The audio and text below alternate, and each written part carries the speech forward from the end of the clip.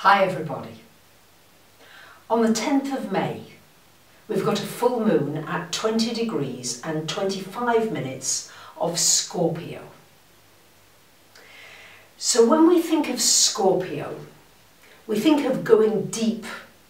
Scorpio is anything but surface. Scorpio wants to get to the bottom of things. Scorpio rules the sexual organs, the reproductive system, the excretory system, the bowels, and it also rules birth, the reproductive organs, if you like, and death, dying, excreting, getting rid of the old things, the dead cells that the body no longer needs. So Scorpio is a wonderful time, when there's a full moon in Scorpio, for releasing all the things that you don't need anymore, and for making space for something to change, to shift, to transform on a very deep level.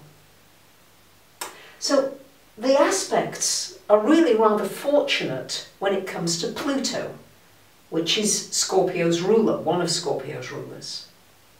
At the time of this full moon, we've got a trine to the sun and a sextile to the moon. So if you're really ready to take your power, if you're really ready to look at, shall we say, the shit, to look at the things, because, you know, Scorpio gets into the blood and guts. Yes, Scorpio wants to get underneath the blankets, so to speak. Pisces is very good in aftercare. Scorpio wants to be in on all of the action, no matter how yucky it might look. And think about when you were little, all the bodily functions, until you was told, don't touch that, don't put your finger up your nose, don't do this, don't that, and the other. You learn, all these kinds of feelings about the physical body. When in fact, even having a bowel movement, if you've been constipated, can be almost orgasmic, can't it? It's like, wow, what a release. Sorry to get personal, but this is how personal this energy is of Scorpio. I notice it's my Libra comes out. Oh, I'm awfully sorry. I hope you don't mind. I'm getting to this because I've got a Scorpio friend. Triple Scorpio, lots of Scorpio. And she can never understand why, you know, I always have to preface everything with, would it inconvenience you awfully? Would you mind? She's like, what is all that nonsense? It's yes or no. So that's very much this energy right now of getting to the root of things. Because all too often in our world, we're treating symptoms. We're treating things with pills. Let's take a pill and hope that the pain goes away. But very often that pill creates a side effect, and then you have to take another pill to sort that side effect out. We're fighting things, we're fighting terrorists, we're fighting bugs, we're fighting the financial system. What's happening is they're printing more and more money to a system that is essentially broken. And as I've said in my Uranus going into Taurus video from May of next year, a lot of this around the finances, and Scorpio would rule debt and massive mountains of debt that can never be repaid. The chickens have to come home to roost eventually. And this is, I feel, this moon is a precursor of that. We're going to see things coming out. For example, the US government has been hacking the banking system. It's about exposure. I feel very exposed when I share my paintings and my music and all kinds of things with you. But hey, you know, some of you like it, some of you really don't like it, and that's okay now. Scorpio doesn't care. It just wants to get to the root of something to be able to pull it out and then start fresh. So Mars is co-ruler, and Mars is under some interesting aspects. So Mars is actually in Gemini, And you couldn't get a more opposing energy, if you like, than Scorpio and Gemini. Two Scorpios together, it's going to be an intense conversation. Two Geminis together, well, it's going to be anything but intense, and I've got a very lovely Gemini friend. In fact, she'd wander off in the middle of a discussion very often because she'd just notice somebody else come along or something else has happened and gone on. Now, Scorpio doesn't do that, doesn't get that kind of distractedness. So we've got going on as well, Mars in Gemini, square to Neptune, asking you to just be a little bit flexible. Because this energy of Scorpio is, you know, it hangs on, doesn't let go.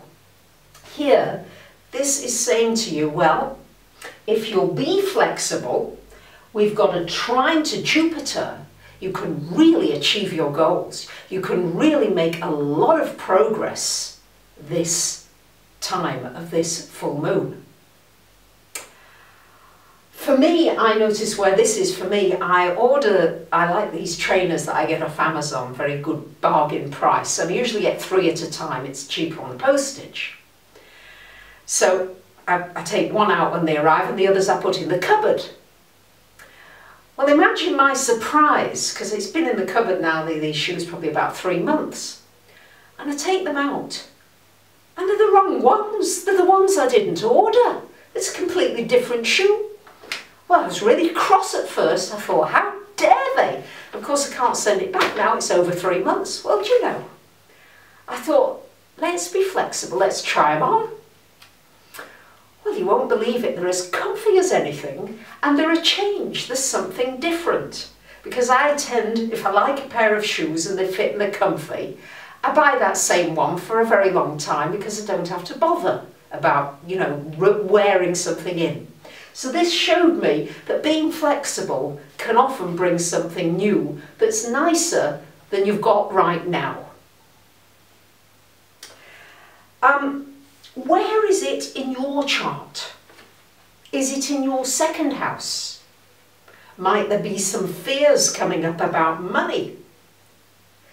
It can also bring you an abundance of money. It might mean you need to deal with some debt and work out how to restructure it or how to deal with it. Maybe it's in your 7th house of relationships. Has somebody cheated on you and you don't want to look at it and maybe leave the relationship, or actually have a conversation about what you feel is going on? It's time to bring something into the open and not to allow yourself to be frightened off, because this Pluto energy, very often we've been run in our society by lots of fear energy. And this fear energy is coming up a great deal. I'm seeing lots of clients right now with Pluto transits, big Pluto stuff, bringing up all your possible fears in order for you to look at them and see that many of them are paper tigers. And you've just learned, it's been learned behaviour. My dear friends who've just adopted this beautiful 1-year-old daughter from Ethiopia 2 or 3 months ago, the paediatrician said, you really need to force her to start to eat some solids. Yeah, don't make the blended food, because if you continue with that, she might have difficulties with speech. A fear flag. So they've been spending hours trying to get her to chew the food. Well, she's hardly got any teeth, the poor little love. So it's really not been working to the extent now that she just sees the plate coming out and she's screaming, don't feed me at all. She's just not willing to eat. She's so pissed off. So now they're trusting their instincts, because their instincts were, hey, you know, this just doesn't feel right. She needs the baby food still. Needs the soft food. So where is it that you need to trust your instincts and not be run by somebody else's opinion of fear and something that's just paralysed you? Where do you need to go deep inside and know that often the darkest moment is just before the dawn? And here's your painting, which I have to say is quite scorpionic. Lots of Scorpio colours there. which I hope you enjoy. Thanks for listening. I love getting your comments, positive or otherwise. This Libra is working with that Scorpio energy. Bye for now.